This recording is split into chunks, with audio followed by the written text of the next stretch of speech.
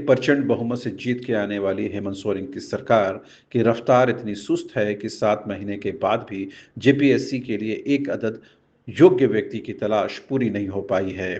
सरकार चाहे जो भी दलील पेश कर ले, लेकिन एक बात तो साफ है कि इसे लेकर छात्रों में गहरी नाराजगी है। पिछले दिनों छात्रों ने जिस तरह से जेपीएससी की शव यात्रा, फिर पिंडदान और ब्रह्म भोज किया, उससे साफ है कि छात्रों की उम्मीदें अब जेपीएससी से खत्म हो गई हैं। यही वजह है कि छात्र अपने लोकतांत्रिक तरीके से अपने आंदोलन को आगे बढ़ाने के लिए मजबूर हैं। लेकिन बड़ा और अहम सवाल यह है कि आखिर सरकार इन आंदोलनों का असर क्यों नहीं ले रही है? आखिर सरकार खामोश क्यों है?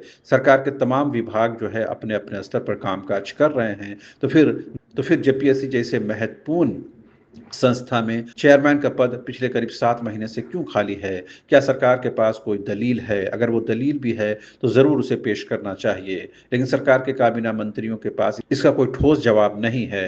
ऐसे में छात्र सरकार की मंशा पर सवाल उठा रहे हैं। राजनीति की बात करें तो बीजेपी यानी प्रमुख विपक्षी पार्टी लगातार इसे लेकर के सरकार पर हमला बोल रही है।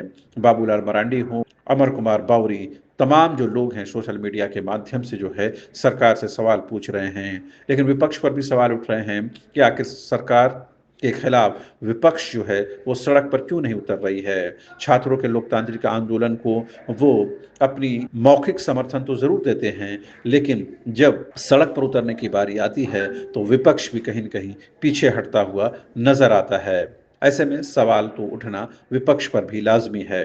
बहरहाल अभी सवाल तो सरकार पर है, और सरकार से सवाल इस वजह से है कि वो प्रचंड बहुमत के साथ जीत कर हेमंत सोरेन की सरकार जो है दोबारा सत्ता में आई है। बावजूद इसके छात्रों को अगर जेपीएससी में पिछले 7 महीने से चेयरमैन के पद के लिए आंदोलन करना पड़े तो ये बेहद दुर्भाग्यपूर्ण है। बात सिर्फ चेयरमैन के पद की नहीं है, तमाम कामकाज जो है वो रुके पड़े हैं, वो कहीं ना कहीं पीछे छूट गए हैं। जेपीएससी के सदस्य भी बगैर चेयरमैन के वो कोई भी डिसीजन अपने माथे पर नहीं लेना चाहते हैं। अल्टीमेटली इसका नुकसान जो है झारखंड के बेरोजगार नौजवानों को और छात्रों को उठाना पड़ रहा है।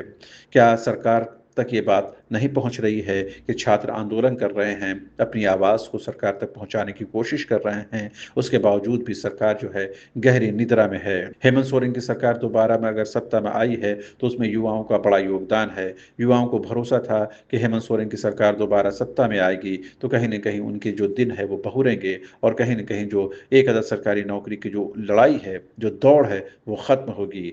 लेकिन दुर्भाग्यपूर्ण स्थिति ये है कि सरकार के कई महीने गुजर जाने के बावजूद भी जेपीएससी में अब तक अध्यक्ष की नियुक्ति नहीं होना सरकार के कामकाज, उनकी कार्यशैली और उनकी नीयत पर गंभीर सवाल खड़े करता है।